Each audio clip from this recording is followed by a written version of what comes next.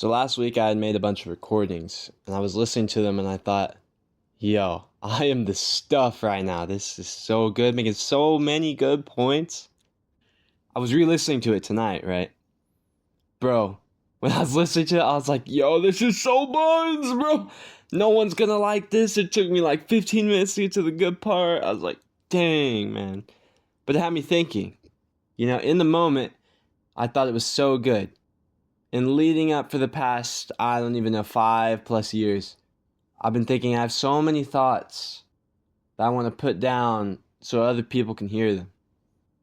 I was so excited to start editing this video, and one re-listen and I was like, yo, this is trash, bro. I'm not like one of the goats. I'm not the goats of YouTube. But, that made me think, this is the perfect idea for the first video, is talking about confidence. Confidence in starting something new. I'm not going to be the GOAT at something. I'm not going to be LeBron James. I'm not going to be Messi, bro. Like, this is me starting my very first YouTube video for who knows how long. Who knows if I'll quit. Who knows if I'll do this for 10 years strong and going. Who knows if I'll do this until I croak. And being able to start these new things is such an important skill to learn in life. This doesn't just apply to YouTube. This applies to all sorts of things like music, drawing, academics, sports, talking to some girl. I mean, this could be applicable to any other skill in the world. Is this even a skill? No, this is a skill about learning skills. It's so important to get this down. Okay, so why can't we start these things? And hold on real quick. I'm going to go on a small little tangent about what I just said. I said art, drawing, talking to some girl. That's not applicable to everyone, I just thought that's my own experience. Those are things that are applicable with me right now. But I have a hard time starting any of those, I have so many different areas where I'm being pulled. I feel like a web. I'm being pulled in all these different directions towards all kinds of different things, and I don't even know where to start. And it's so hard for me to start just because of that simple fact. So that's one little thing I want to note, is the feeling that starting with one thing might pull you away from others. But sometimes you got to realize that when you don't start these, when you worry about all these different things you're not starting, you're kind of limiting yourself as a whole. I think about that a lot. Sometimes I get super stressed out, I'm just in my house laying down or something, depressed that I'm not starting something, I can't do something as simple as just cleaning my house sometimes. I struggle with that. And that's a big thing where, I can clean my house. It's super easy. And that's not even really at the top of my goal. But how could I want to start, for instance, getting back into painting? How could I want to even start or to attempt that if I can't even clean my house? But what am I doing over here? Cleaning my house, wasting time not painting? And it gets into like a little bit of a paradox, You make all these different paradoxes in your life where you're kind of ruining yourself, and you need to see the bigger picture. You're not actually doing what you want, and you have to get into this, a bit of a productivity lifestyle where you're starting these different things. Regardless of the outcome, you need to do them. Doing them is the outcome. It doesn't matter what happens when you do it. It matters that you did it. That is how you can start these things. You have to stop with the crazy, overly ambitious thought process that you have to all of a sudden get everything done. Everything. All of your goals, you need to work towards all of them. You fit them all as one singular goal. Like, if you can't meet this one goal, you're cooked. Like, sorry, bro. Your life is over, bro. That when you hit 21, they kill you, basically. No, that's the problem with this generation. I mean, my generation. We all have all these different things. We see all these different things online where, okay, well, I need to meet this criteria and this criteria and this one and this one and this one. And it goes on. And if you miss one, you miss all of them. That's That's not how it is. Not at all. Couldn't be farther from that. So, I just woke up maybe 2.5 hours ago, and I had re-listened to the recordings, and I have a newfound perspective about this whole thing. Last night, I had gone into my old room just to snoop around, because I'm at my grandparents' house right now, and I'm house sitting. But I saw this box sitting on my bed, because my room was a mess. All things drawn out, they're trying to make it into their own room. They have been for years. But I found this box. It had all kinds of stuff in it. It had old folders of mine, old photos when I was super little, yearbooks, drawings I made. It even had my old medical records from the night I was born in the hospital. Had my mom's band, my little wristband as well, with my birthday written on there. And when I was holding that, it was so scary. It was so surreal. It's like I was holding a relic of... I was holding a relic of a past time. It was genuinely so weird. It was very... I don't even know how to explain it. But what am I talking about, right? This is the start of when I was a human being. It's really the start of all of this. I saw this assignment that kind of blew me away because, I really appreciate my teachers for this, but they gave an assignment to all of us asking us to answer questions about where we see ourselves in the future. And I'm so glad my mom kept all of this stuff, actually, in this box. So sweet of her. But there was one question asking about where I see myself in the future with a job, like who I want to be. And I wrote down a photographer, which is crazy to me because I love taking photos. I take photos all the time now. And I'm still not a photographer, by no means. I just do it as a hobby. But I love it. Love it so much. And I forget that I have loved it for most of my life. I didn't even know I loved it when I was that young, because at this time I was like 5. It's so crazy to me. And I see other things too on the papers where I answered things, and I'm like, man, I still do these things today. Man, seeing all the drawings I made, the art, some of that stuff, I see it, and I'm like, wait, that's actually kind of impressive. For those of you who don't know, I am trying to be an art major right now. I say trying to be. I'm double majoring. I'm doing 2 different majors right now because I kind of got too far into one. I need to go ahead and finish it. But I have enough scholarships to get me into another major, which I've always been interested in art. And I look back, and it's so interesting how this whole time I should have been going for an art major, because when I was younger, I showed all the traits for someone that was heavily into that. And I always wonder, why didn't I start sooner? Well, I had started. I started since I was born. And the real issue isn't starting, it's getting things moving.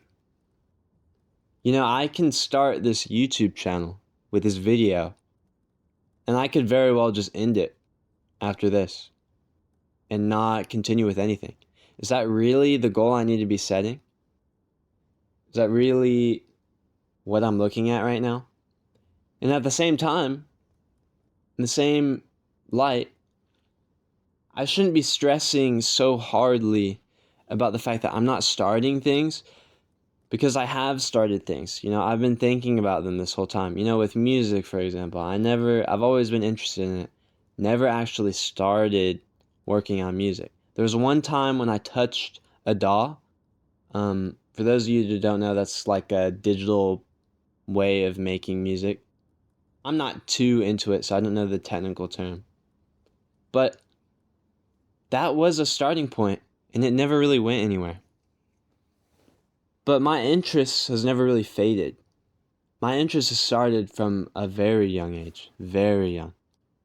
And if you have that interest, you have the chance to make something move, to make something keep going. You have the potential. You see, I see all these different things where there's a lot of potential to do stuff. Acting upon the potential to start is very, very important, but it's not the only goal. I see a lot of people that do, growing up, I would see YouTube videos, people doing 30-day challenges. I'm going to do an ab workout, 30 days to get abs. That shouldn't be the goal. Not at all. The goal should be to make this a lifelong thing. I know my mom has struggled with some of this stuff where she will, okay, I'm going to do this 21-day challenge, I'm going to do some yoga stuff. And it works. It's working well. She's improving. And then by 21 days, you see you've kind of improved. And then you just stop. You're like, well, I met the goal. You want to set the bar high, but you also want to understand that you may never reach the bar. That to reach the bar doesn't mean to reach happiness or to reach satisfaction. The push towards the bar is the satisfaction. Why do you think they always say enjoy the journey and not the destination? And this is also another topic that I've always thought about so much, where there's so many definitions and quotes that you hear all the time. And you heard it the first time and you're like, yeah, I understand it. That makes sense. And then every time you hear it, you're like, yeah, I get that. Yeah, good quote, whatever. You keep hearing it and it's just kind of brain fog. There's nothing really entering your conscious. You think it's subconscious, but are you really doing anything with it? I want you to take a moment to actually think about these things, to actually go back and look at something that you thought you understood and just take it a step farther.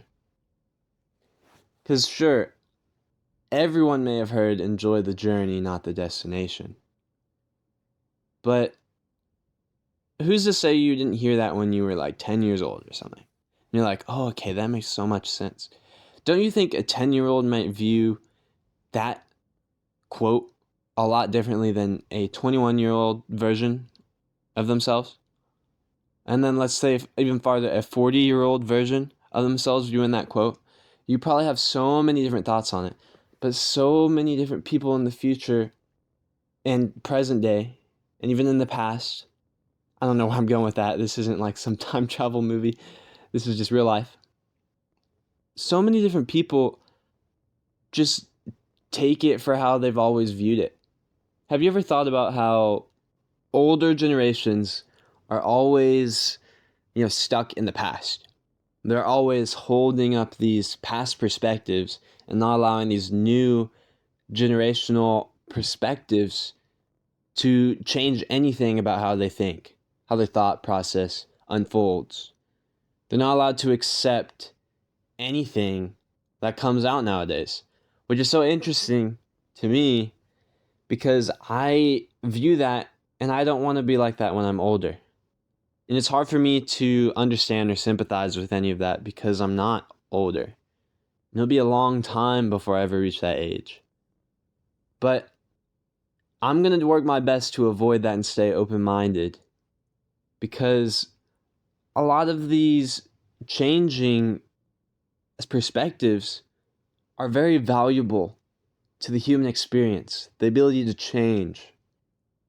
It's a very risky move too, which I guess this is where I can understand and affiliate a little bit with older people on how they don't want to change because it brings the risk of recession.